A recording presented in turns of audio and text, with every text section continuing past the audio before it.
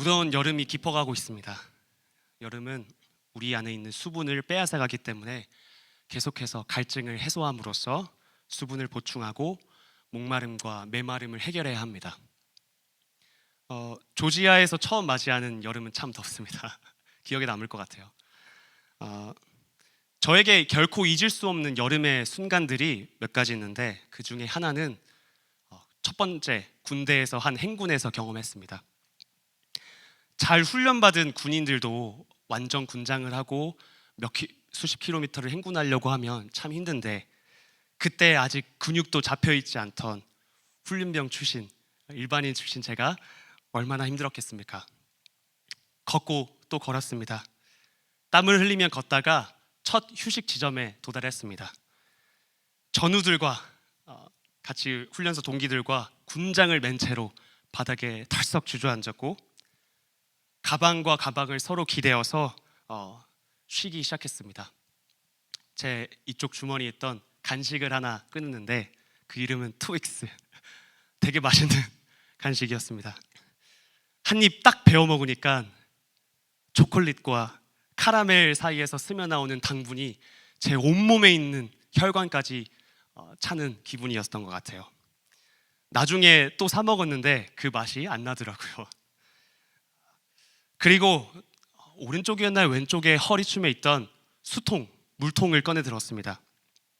출발하기 전까지만 해도 더럽다고 쓰기 싫어했던 그 수통, 그 당시 제 나이보다 더 나이가 많은 수통, 그걸 열고 벌컥벌컥 물을 마셨는데 얼마나 시원하고 갈증이 해소됐는지요. 그런데 그렇게 갈증과 피로를 해소해도 얼마 가지가 않더라고요. 뜨겁게 달궈진 아스팔트 위를 걷고 또 걸으니까 그새 다시 힘이 들었습니다. 그때 제가 걸으면서 저에게 주어진 그늘은 방탄모자, 헬멧이 준 조그만한 그늘이었습니다. 아주 작은 영역이죠. 한 코 아래까지만 그늘로 덮였던 것 같아요. 다른 전우들은 전투모가 너무 무겁다면서 벗어 던지고 싶어 했는데, 저는 그 전투모가 주는 조그만한 챙이 얼마나 고마워서 계속 쓰고 다녔는지 모릅니다. 여러분, 한번 그늘 없는 조지아 여름에서의 삶을 상상해 보시겠습니까? 천장이 없는 집, 천장이 없는 우리 가게, 혹은 화씨 100도가 넘는 날씨에 그늘 하나 없는 곳에 오랫동안 주차해둔 검은 차 같은 공간, 그곳에서 일생을 살아야 된다면 얼마나 괴로울까요? 한번 상상해 보시기 바랍니다. 생각만 해도 끔찍하죠. 온몸에는 땀으로 범벅될 것이고, 얼굴은 새빨갛게 혹은 새까맣게 타들어갈 것입니다. 그늘은 더운 날씨에 참 필요한 것이죠. 그래서 오늘 본문도 그늘이라는 이미지를 등장시킵니다. 우리 본문 1절을 다시 한번 읽어볼까요? 본문 1절 준비 시작. 지도자의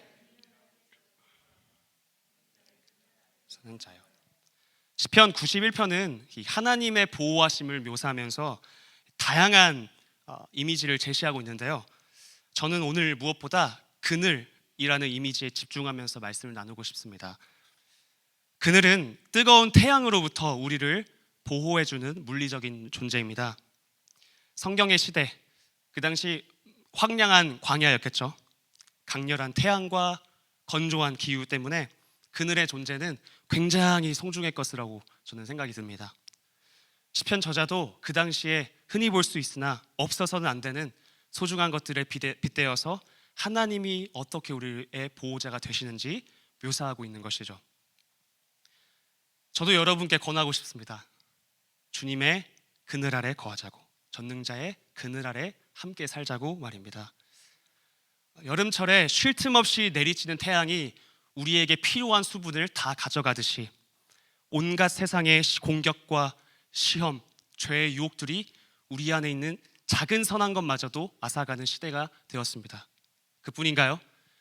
사냥꾼처럼 호시탐탐 우리를 노리면서 우리를 넘어뜨리고 실족하게 만들 기회만을 엿봅니다. 영적으로 병들고 우리를 외롭게 만드는 영적 전염병들, 스마트폰이나 또 듣는 소문으로서 우리들에게 퍼뜨리고 있습니다. 낮과 밤을 가리지 않고 내 주변은 물론이거니와 이 지역, 이 전 세계까지 얼마나 공포스러운 화살들이 많이 쏘아대지는지요. 주님의 그늘이 없어서는 안 되는 시대입니다. 주님의 날개로 우리를 보호하시면 안 되는 시대이며, 주님이 우리의 힘과 방패가 되어주시지 않으면 안 되고, 그렇지 않다면 하나님의 사람으로 결코 살아갈 수가 없는 시대입니다.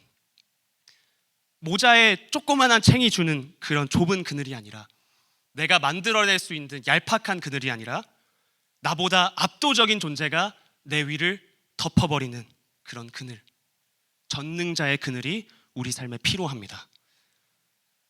그러나 우리는 햇빛의 위치만 조금 바뀌어도 사라지는 그런 불완전한 그늘에 의지하는 것 같아요.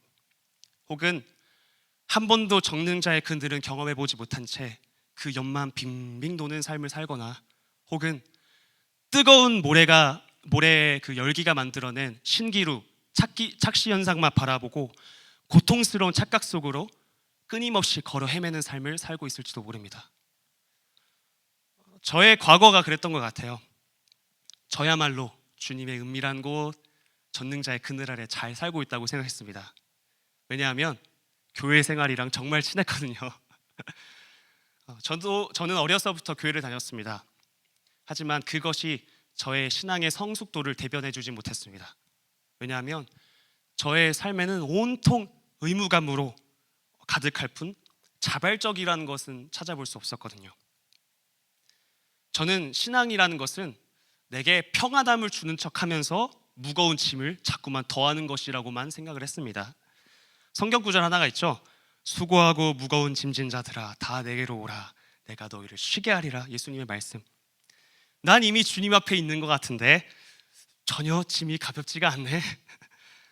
주님의 그늘 속에 나는 분명히 살고 있다고 생각했는데, 해야 할 일들이나 하지 말아야 할 것들이 내 생각과 충돌하면서 더 생활하기 힘든 곳이 이 전능자의 그늘, 이 신앙생활이었습니다. 매번 참석하는 예배, 매번 땀 흘리고 목이 쉬는 기도에도 그런 저를 변화시키기가 쉽지 않더라고요. 아무리 감동적인 간증과 이야기로 저를 자극하려고 해도 그 순간뿐이었지 삶은 그대로였습니다. 하지만 어느 평범해 보였던 무더운 여름날, 다시 한번 참석했던 기도의 자리는 달랐습니다. 주의 보좌로 나아갈 때 어떻게 나가야 할까? 나를 구하신 주의 십자가, 그것을 믿으며 가네. 우리가 성찬식마다 부르는 찬양입니다. 이 찬양이 반복해서 들려집니다. 익숙해서 눈을 감아도 잘 아는 찬양인데, 그 여름은 제가 얼마나 그 찬양을 들으며 불쌍하게 느껴졌는지 모릅니다. 왜 불쌍하게 느껴졌냐면, 이 흉악한 죄인, 나를 위해 고통당하신 예수 그리스도, 이게 깨달아져서는 아니고요. 제가 불쌍해졌던 이유는, 이 선포되는 복음의 메시지가 사실이라면 회개하지 못하는 제가 너무 불쌍한 거예요. 진짜라는 그 말씀이 도저히 믿어지지가 않는 제 자신. 교회는 다녀서부터 교회에서 줄곧 자랐지만, 성경 암송은 줄곧 외웠지만, 머리와 삶이 따로 놀고 있는 제 현실이, 그 형편이 너무 불쌍하더라고요. 옆에 앉은 누군가는 이 십자가 예수라는 이름 때문에 목숨을 걸 만큼 진심이고 저렇게 열심히 기도하는데, 그리고 올곧게 그 길을 걸어가며 삶을 살아가는데, 나는 왜 이 회개라는 것조차 제대로 안 될까? 나도 변화라는 걸 경험해보고 싶고, 믿음 안에서 기쁨과 평안함, 자유함이라는 것도 느껴보고 싶었는데, 내 맘대로 예수님의 말씀들이 체험되어지지 않으니까 그 교회는 벗어나지 못하지, 깨달아지지는 않고 그 제 형편이 너무 불쌍하게 느껴졌습니다. 스스로 질문했어요. 과연 당장에 내게 죽음이 찾아와도 나는 주님은 나의 영원한 생명이시고 나의 전능자 되심을 나는 진짜 고백할 수 있을까? 물었습니다. 대답을 할 수가 없더라고요. 왜냐하면 제 안에 죄도 너무 많았고 주께로 향하게 하지 못하는 방해 요소가 참 많았거든요. 제 안에 있는 죄, 제 곁에 있는 어둠, 이것이 제거되지가 않자 스스로의 모습을 너무 불쌍히 여기며 한탄했기에 저는 오히려 더 눈물이 나기 시작했습니다. 누군가는 제가 그렇게 우는 모습을 보고 생각했을 거예요. 와, 저 친구 은혜 많이 받았네. 근데 정작 저는 깨달은 게 아니라 불쌍해서 온 거였어요. 제 처지가. 눈을 질끔 감았기 때문에 아무것도 보이지가 않았습니다. 눈물은 제 앞을 가렸고 제 안에 있는 악함과 저를 둘러싼 어둠은 그대로 제 곁에 남아 있었습니다. 하지만 그 순간 더 큰 그림자가 저를 덮어가는 기분이 들더라고요. 그것은 제 안에 있었던 것, 제 곁에 있었던 것과는 차원이 다른, 종류가 다른 것이었습니다. 하나님 아버지의 그늘이었습니다. 주님이 넓으신 날개처럼 저를 찾아와 저를 덮으셨고 그로 인해서 생기는 그림자가 느껴졌어요. 그 그늘이 저의 몸과 마음, 영혼을 덮자 제게는 더 깊은 곳에서부터 눈물이 더 끓어나오더라고요. 눈물과 탄식의 이유가 내 형편으로 말미암은 자기 연민과 불쌍함이 아니라 전능하신 하나님, 좋으신 하나님의 그늘이 나를 포근하게 덮기 때문에, 나를 따뜻하게 감싸기 때문에 느껴지는, 그것 때문에 흐르는 위로와 평안의 눈물이었습니다. 살면서 한 번도 경험해보지 못한 포근한 순간이었습니다. 분명히 눈물은 계속 나오기 때문에 콧물도 나오고 내 몸의 수분은 사라져가는데 이상하게도 내 영혼의 깊은 곳에서부터 갈증은 해소되어가는 이상한 기분, 체험이었습니다. 기도하면서 찾아오신 주님께 물어봤습니다. 주님, 저는 회개가 잘 되지가 않아요. 어떻게 할까요? 이제 주님은 찬양의 가사로 다시 저에게 응답하시는 것 같았습니다. 자격 없는 내 힘이 아닌 오직 예수님의 보혈로. 자격 없는 내 힘이 아닌 오직 예수님의 보혈로. 저에겐 회개할 능력조차 없었습니다. 얼마나 전적으로 타락했는지, 죄인이 내가 죄인인데조차 스스로 깨닫지가 못합니다. 그러나 자격 없는 내 힘이 아니라 예수님의 보혈이 처절히 묻은 그 십자가가 내게 찾아와 내 영혼의 어둠을 덮어버릴 때, 그 십자가 아래에서, 그 그늘 아래에서 나의 모든 죄악된 것과 내 고집과 생각과 가치관은 허물어져 버렸습니다. 내 힘으로 벗어버리려고 할 때는 되지 않았는데 주님의 그늘, 주님의 십자가, 그 앞에서 무거운 죄의 집이 씻겨져 내려갔고 비로소 그때부터 영혼의 진정한 회개가 시작되더라고요. 그날 이후로 제 삶은 변화되기 시작했습니다. 의무와 강요, 부모님의 강요로 뒤범벅되어 있던 제 신앙생활은 기꺼이 주를 향하는 헌신으로 조금씩 색깔이 바뀌어져 갔습니다. 그뿐 아니라 제가 어디를 가든 나와 늘 동행해 주시는 십자가와 그 십자가에서 생기는 전능자의 그늘이 계시니 무더운 여름처럼 힘겹고 강렬한 인생의 계절이 찾아와도 저의 영혼은 만족하며 쉼을 얻을 수가 있었습니다. 여러분, 전능자의 그늘을 알고 있는 것이 우리가 그곳에 살고 있음을 의미하지는 않습니다. 부동산 지식이 많아도 그것이 다 내 것은 아닌 듯이 말입니다. 여교에 모인 우리도 그늘 주위를 빙빙 도는 삶이 아니라 신기루 착시 현상을 바라보며 잘못된 것을 향해 걸어가는 삶이 아니라 진정한 전능자의 그늘, 그 그늘을 마주하여 만나고 그 아래에서 쉬며 살기를 간절히 소망합니다. 제가 한국에서 학생으로 있었을 때입니다. 공부로 인해서 오랜 기간 하고 싶었던 것들을 하지 못하는 때가 있죠. 시험이라든가 숙제, 과제 같은 게 많을 때. 그래서 바쁜 시간이 끝나자 밤에 영화 감상을 했습니다. 저는 영화관 가는 것보다 집에서 영화 보는 게 더 재밌더라고요. 그때도 한 번에 이제 몸이 좀 시간이 자유해지면 몰아서 보려고 영화들을 많이 모아놨는데 밤새 새벽 내내 시청을 하려고 아주 작정을 했습니다. 나는 지금껏 충분히 고생했고 할 거 다 했고 참아왔으니까 나에 대한 보상을 좀 주고 싶었어요. 그래서 한 새벽 4시 정도 될 때까지 영화를 봤던 것 같아요. 지금은 새벽 3시만 돼도 다음날 일상생활이 참 힘든데 그때는 어떻게 그랬는지 모릅니다. 이 설교가 끝나서도 우리 찬양과 설교 작업을 해주시느라 그 새벽까지 고생하시는 우리 미디어 팀과 목사님들 너무 존경스럽습니다. 시청 시간은 흐르고 눈은 점점 아파오고 하품은 멈추지 않고 보시면 새벽 동도 틀 것 같아서 이제 시청을 중단하고 따뜻한 이불 속으로 몸을 맡겼습니다. 해야 할 일들을 끝낸 만족감, 하고 싶었던 것들 해낸 만족감, 그리고 잠이 이제는 스르르 밀려오는 타이밍에 포근한 잠자리에서 따뜻하게 잘 수 있다는 그 순간이 참 행복으로 느껴졌습니다. 그런데 잠을 창궐한 지 얼마 지나지가 않아 방 문틈 사이로 거실불이 탁 하고 켜지는 게 느껴졌어요. 아마 가족 식구들 중 한 명이 새벽에 물을 마시러 나왔나 보다라고 생각하고 있었어요. 자리에 누워서 조용히 그 소리에 귀 기울여 보니까 저희 아버지가 거실로 나오는 소리였습니다. 아버지는 물만 마시러 나오신 것이 아니었어요.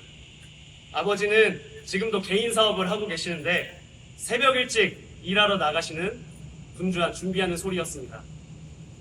저는 아버지가 집 밖으로 나가실 때까지 아버지가 거실에서 움직이는 소리에 귀를 기울였습니다. 그리고 방 문틈으로 얕게 흘러나오는 거실빛과 그 사이를 지나갈 때마다 생기는 아버지의 그림자에 주목하기 시작했습니다. 30분가량이 흘렀을까요? 아버지는 이제 일을 하러 현관문 밖으로 나가셨습니다. 저도 그냥 우리 아버지 새벽 일찍부터 고생하시네 하고 잠을 다시 청하려 했습니다. 그런데 눈을 감아도 조금씩 맺히는 눈물과 왠지 모를 가슴의 먹먹함, 떨림이 가시질 않더라고요. 아버지는 제가 새벽에 깨어있든 깨어있지 않든 항상 움직이고 일하셨습니다. 그로 인해 저와 우리 가족들은 평안한 공간에 누워서 육체적이고 심리적이고 정서적인 안정을 취할 수 있었던 것이죠. 그게 너무 감사하고 또 감사하게 느껴지는 밤이었습니다. 또한 그 수고를 너무 늦게 알아차린 것 같은 죄책감에 죄송함이 드는 밤이었습니다. 새벽이었습니다. 철없는 아들은 새벽까지 자기가 하고 싶은 거 실컷 잠도 안 자고 하고 있었는데 놀고 싶은 거 다 놀다가 잠에 드는데 아버지는 고요한 새벽부터 묵묵히 자신의 일을 하고 계셨던 것이죠. 아버지의 그림자는 아들로 하여금 그 그림자 너머에 있는 아버지가 흘리는 땀방울과 가족을 향한 사랑과 책임감을 목격하게 하였습니다. 저의 방에 그날 새벽 들어오진 않으셨지만, 저에게 직접 말을 건네진 않으셨지만 그날 밤 제게 찾아와 그 사랑을 제게 느끼게 하셨습니다. 그날 이후로 저가 아버지를 향한 태도가 바뀌기 시작했습니다. 좋은 아빠가 아니라 존경하는 아버지라고 불려지더라고요. 이런 말이 있죠. 누군가의 뒷모습이 보이는 순간 사랑이 시작되는 것이다. 평소에는 너무나도 쉽게 지나쳤던 가족, 남편, 아내, 아버지, 어머니, 친구의 뒷모습이 보이고 그 뒷모습에 지금까지 나를 위해 헌신했던 흔적들이 보이기 시작할 때 사랑이 시작된다. 주름진 얼굴, 내려간 어깨, 해진 손, 절고 있는 다리, 보잘것없는 나를 위해 이토록 헌신하고 수고했던 이의 모습은, 뒷모습은 이제 그 상대를 향한 더 깊은 사랑으로 우리 자신을 초대합니다. 아버지의 그림자는 그날 아버지의 뒷모습을 보는 것 같았습니다. 시간이 지날수록 아버지의 체격은 작아지지만 저희 아버지가 그림자가 만들어내는 그 그늘이 우리 가족을 이제껏 어떻게 사랑으로 안전하게 덮고 있었는지를 느꼈기 때문입니다. 여러분, 변화는 말로만 해서 생겨지지가 않습니다. 열심히 하고 열심히 듣는다고 찾아오지 않습니다. 부모님에 대한 사랑, 아버지에 대한 존경도 그렇더라고요. 경험해야 되고 봐야 되고 만나야 합니다. 그리스도인으로 우리의 삶이 변화되는 순간도 마찬가지입니다. 복음을 만나고 복음을 경험해야 우리의 인생의 변화가 시작됩니다. 복음이 뭔가요? 하나님이 이처럼 나와 같은 연약한 자를 위해서 어떤 일을 하셨는지에 대한 좋은 소식입니다. 내가 세상 모르고 영적으로 잠들어 있던 그 순간에도 쉬지 않고 일하셨던 신실하신 하나님, 내가 죄인 되었을 때 이런 나를 위하여서 예수 그리스도께서 피를 흘리시고 죽으심으로 나에 대한 사랑을 확증하신 우리 주님, 그 복음의 십자가를 우리가 만날 때 변화가 시작됩니다. 예수님이 골고다 언덕길을 십자가 메고 올라가셨던 그 뒷모습을 우리가 보고, 그 끝내 죄가 하나도 없으신 우리 주님이 고통 속에 매달리신 십자가와 물과 피를 다 쏟으시면서 그 흔적이 보는 십자가, 그 그늘 아래 내가 덮여질 때 우리의 인생에도 변화가 시작되는 것이죠. 여기에 계신 우리 여러분들도 십자가 그늘을 만나 삶이 변화되고 그 그늘 아래 살며 함께 평안함을 누렸으면 좋겠습니다. 아멘이십니까? 십자가의 그늘은 모든 죄, 절망과 위협, 그리고 사단의 공격뿐 아니라 전염병과 같은 내 속에 있는 자아로부터 우리를 보호해줄 전능자의 그늘이 됩니다. 하늘로 높게 솟은 십자가가 만들어낸 그늘, 그 그늘을 만나고 그 아래 피하여 숨는 자만이 이 모든 걸로부터 보호함을 얻을 수가 있습니다. 여러분, 혹시 자신의 죄에 대해서 깊이 부끄러움을 느껴보신 적 있으십니까? 그렇다면 십자가를 결코 가벼이 여길 수가 없습니다. 왜냐하면 숨기고 싶고 들키고 싶지 않은 죄를 해결받을 수 있는 유일한 그늘이 십자가 그늘이기 때문입니다. 실수한 것이든 뒤늦은 후회가 따라오든 죄의 모습은 비참하고 부끄럽습니다. 하지만 오직 하나님의 그늘과 십자가 아래에서 우리는 용서받고 용납받으며 죄의 짐을 가볍게 벗어던질 수가 있습니다. 인간의 최초의 타락이 시작된 에덴 동산, 아담과 하와는 하나님이 거니시는 소리를 듣자 하나님의 여호와의 날, 하나님의 얼굴을 피하고자 동산 나무 사이에 숨었습니다. 그러나 나무와 나무 사이에 숨어서 그거를 그늘 삼는 것은 결코 충분하지 않았습니다. 모든 것을 아시고 전능하신 주님께 그게 무슨 소용이 있었을까요? 우리도 마찬가지입니다. 내가 숨어있는 그 나무가 무슨 소용이 있을까요? 거기서 우리는 한 걸음 나와야 합니다.